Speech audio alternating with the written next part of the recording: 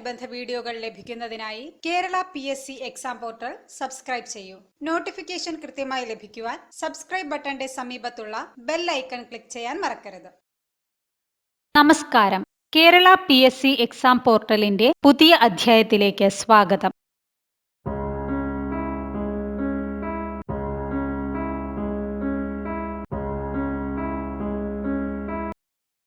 തിരുവിതാംകൂർ ഭരണാധികാരിയായിരുന്ന മാർത്താണ്ഡവർമ്മ ഡച്ചുകാരെ പരാജയപ്പെടുത്തിയ കുളച്ചൽ യുദ്ധം നടന്ന വർഷം. ഓപ്ഷൻസ്: 1741, 1731, 1841, 1840. മാർത്താണ്ഡവർമ്മ ഡച്ചുകാരെ പരാജയപ്പെടുത്തിയ യുദ്ധമാണ് കുളച്ചൽ യുദ്ധം. കുളച്ചൽ യുദ്ധം നടന്ന വർഷം 1741. 1741 ഓഗസ്റ്റ് 10-നാണ് കുളച്ചൽ യുദ്ധം നടന്നത്. കുളച്ചൽ യുദ്ധത്തിൽ മാർത്താണ്ഡവർമ്മയ്ക്ക് മുന്നിൽ കീഴടങ്ങിയ ഡച്ച് സൈന്യാധിപൻ ക്യാപ്റ്റൻ ഡിലനോയ്. 1741 ഓഗസ്റ്റ് 10-നാണ് കുളച്ചൽ യുദ്ധം നടന്നത്. തിരുവിതാംകൂർ ഭരണാധികാരിയായിരുന്ന മാർത്താണ്ഡവർമ്മ ഡച്ചുകാരെ പരാജയപ്പെടുത്തിയ യുദ്ധമാണ് കുളച്ചൽ യുദ്ധം. മാർത്താണ്ഡവർമ്മയ്ക്ക് മുന്നിൽ കീഴടങ്ങിയ ഡച്ച് സൈന്യാധിപനാണ് ക്യാപ്റ്റൻ ഡിലനോയ്. വലിയ കപ്പിത്താൻ എന്നറിയപ്പെടുന്നത് ക്യാപ്റ്റൻ ഡിലനോയ് ആണ്. ഇന്ത്യയുടെ പ്രഥമ ആസൂത്രണ കമ്മീഷന്റെ ഉപാധ്യക്ഷൻ ആരായിരുന്നു? Options: TT Krishnamachari, Gulzarilal Nanda, CD Deshmukh, KC Pant. 1950 March 15-നാണ് planning commission അഥവാ ആസൂത്രണ കമ്മീഷൻ നിലവിൽ വന്നത്. ആസൂത്രണ കമ്മീഷന്റെ ചെയർമാൻ പ്രധാനമന്ത്രിയാണ്. 1950 മാർച്ച് 15-ന് നിലവിൽ വന്ന ആസൂത്രണ കമ്മീഷന്റെ ആദ്യ അധ്യക്ഷൻ ജവഹർലാൽ നെഹ്റു. ആസൂത്രണ കമ്മീഷന്റെ ആദ്യ ഉപാധ്യക്ഷനാണ് ഗുൽസരിലാൽ നന്ദ. 1950 മാർച്ച് 15-നാണ് ആസൂത്രണ കമ്മീഷൻ നിലവിൽ വന്നത്. ആസൂത്രണ കമ്മീഷന്റെ ചെയർമാൻ പ്രധാനമന്ത്രിയായിരിക്കും. ആസൂത്രണ കമ്മീഷന്റെ ആദ്യ ചെയർമാൻ ജവഹർലാൽ നെഹ്റു, ആദ്യ ഡെപ്യൂട്ടി ചെയർമാൻ ഗുൽസരിലാൽ നന്ദ. ആസൂത്രണ കമ്മീഷന് പകരമായി 2015 നിലവിൽ വന്ന സംവിധാനമാണ് നീതി ആയോഗ്. പ്ലാനിംഗ് കമ്മീഷന് പകരമായാണ് 2015 ജനുവരി 1-ന് നീതി ആയോഗ് നിലവിൽ വന്നത്. National institution for transforming India എന്നാണ് നീതി ആയോഗിന്റെ പൂർണ്ണരൂപം. നീതി ആയോഗിന്റെ ചെയർമാനും പ്രധാനമന്ത്രിയാണ്. നീതി ആയോഗിന്റെ പൂർണ്ണരൂപം national institution for transforming India എന്നാണ്. നീതി ആയോഗ് നിലവിൽ വന്നത് 2015 ജനുവരി 1. നീതി ആയോഗിന്റെ ചെയർമാൻ പ്രധാനമന്ത്രിയാണ്. നീതി ആയോഗിന്റെ ആദ്യ ചെയർമാൻ നരേന്ദ്രമോദി.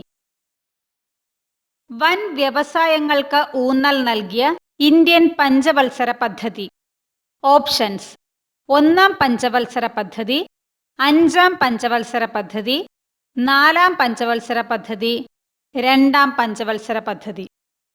ഇന്ത്യയിൽ വ്യവസായങ്ങൾക്ക് ഊന്നൽ നൽകിയ പഞ്ചവത്സര പദ്ധതിയാണ് 2-ാം പഞ്ചവത്സര പദ്ധതി. അതുകൊണ്ട് തന്നെ വ്യാവസായിക പദ്ധതി എന്നറിയപ്പെടുന്നതും 2-ാം പഞ്ചവത്സര പദ്ധതിയാണ്.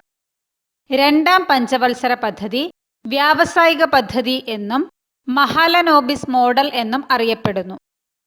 2-ാം പഞ്ചവത്സര പദ്ധതി കാലത്ത് സ്ഥാപിച്ച പ്രധാന അയൺ ആൻഡ് സ്റ്റീൽ ഇൻഡസ്ട്രീസ് ആണ് ദുർഗാപൂർ, ഭിലായ്, റൂർക്കേല എന്നിവ. ദുർഗാപൂർ, ഭിലായ്, റൂർക്കേല ഇരുമ്പുരുക്ക് ശാലകൾ സ്ഥാപിതമായത് 2-ാം പഞ്ചവത്സര പദ്ധതി കാലത്താണ്. കാർഷിക പദ്ധതി എന്നറിയപ്പെടുന്ന പദ്ധതിയാണ് 1-ാം പഞ്ചവത്സര പദ്ധതി.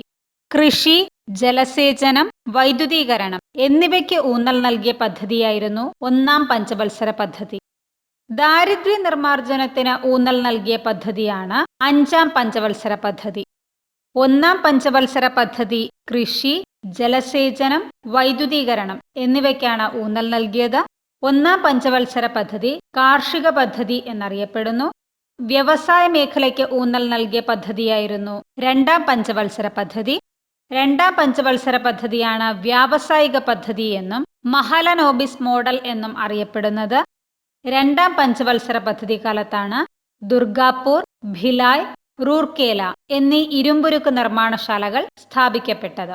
ദാരിദ്ര്യ നിർമ്മാർജ്ജനത്തിന് ഊന്നൽ നൽകിയ പദ്ധതിയായിരുന്നു അഞ്ചാം പഞ്ചവത്സര പദ്ധതി. ഇന്ത്യൻ ഭരണഘടനയിൽ എത്ര ഷെഡ്യൂളുകളാണ് ഉള്ളത്? ഓപ്ഷൻസ്: 395, 12, 8, 9. ഇന്ത്യൻ ഭരണഘടന നിലവിൽ വരുമ്പോൾ 8 ഷെഡ്യൂളുകളാണ് ഉണ്ടായിരുന്നത്. പിന്നീട് വിവിധ ഭേദഗതികളിലൂടെ 4 ഷെഡ്യൂളുകൾ കൂടി കൂട്ടിച്ചേർത്തു. നിലവിൽ ഭരണഘടനയിലെ ഷെഡ്യൂളുകളുടെ എണ്ണം 12. ഭരണഘടന നിലവിൽ വരുമ്പോൾ ഷെഡ്യൂളുകളുടെ എണ്ണം 8. നിലവിൽ ഭരണഘടനയിലുള്ള ഷെഡ്യൂളുകളുടെ എണ്ണം 12. ഭക്ഷണത്തിൽ ഇരുമ്പിന്റെ കുറവ് മൂലം ഉണ്ടാകുന്ന രോഗം. Options: goitre, cataract, anaemia, leukaemia. ഭക്ഷണത്തിൽ ഇരുമ്പിന്റെ കുറവ് മൂലമുണ്ടാകുന്ന രോഗമാണ് അനീമിയ അഥവാ വിളർച്ച. അയഡിന്റെ കുറവ് മൂലമാണ് ഗോയിറ്റർ ഉണ്ടാകുന്നത്. അയഡിന്റെ കുറവ് മൂലം തൈറോയിഡ് ഗ്രന്ഥിക്കുണ്ടാകുന്ന വീക്കമാണ് സിമ്പിൾ ഗോയിറ്റർ. പ്രായം കൂടുന്നതിനനുസരിച്ച് കണ്ണിലെ ലെൻസിന് പ്രകാശത്തെ കടത്തിവിടാനുള്ള കഴിവ് കുറയുന്ന അവസ്ഥയാണ് കാറ്ററാക്ട് അഥവാ തിമിരം.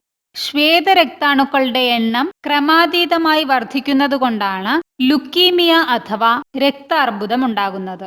അയഡിന്റെ കുറവ് മൂലമാണ് ഗോയിറ്റർ ഉണ്ടാകുന്നത്. പ്രായം കൂടുന്നതിനനുസരിച്ച് കണ്ണിലെ ലെൻസിന്റെ സുതാര്യത നഷ്ടമാകുന്നത് കൊണ്ടാണ് കാറ്ററാക്ട് അഥവാ തിമിരം ഉണ്ടാകുന്നത്. ഭക്ഷണത്തിൽ ഇരുമ്പിന്റെ അംശം കുറയുമ്പോഴാണ് അനീമിയ അഥവാ വിളർച്ച ഉണ്ടാകുന്നത്. ശ്വേതരക്താണുക്കൾ അഥവാ വെളുത്ത രക്താണുക്കൾ ക്രമാതീതമായി വർദ്ധിക്കുന്നതുകൊണ്ടാണ് ലുക്കീമിയ അഥവാ രക്താർബുദം ഉണ്ടാകുന്നത്. സംഘടിച്ച് ശക്തരാകാനും വിദ്യ കൊണ്ട് പ്രബുദ്ധരാകാനും കേരളീയ സമൂഹത്തെ ഉപദേശിച്ച സാമൂഹ്യാചാര്യൻ. ഓപ്ഷൻസ്: ശ്രീനാരായണ ഗുരു, സ്വാമി വിവേകാനന്ദൻ, നടരാജഗുരു, അയ്യങ്കാളി. കേരള നവോത്ഥാനത്തിന്റെ പിതാവ് എന്നറിയപ്പെടുന്ന ശ്രീനാരായണ ഗുരുവാണ് സംഘടിച്ച് ശക്തരാകുവാനും വിദ്യ കൊണ്ട് പ്രബുദ്ധരാകുവാനും കേരളീയ സമൂഹത്തെ ഉപദേശിച്ചത്. കേരള നവോത്ഥാനത്തിന്റെ പിതാവാണ് ശ്രീനാരായണ ഗുരു.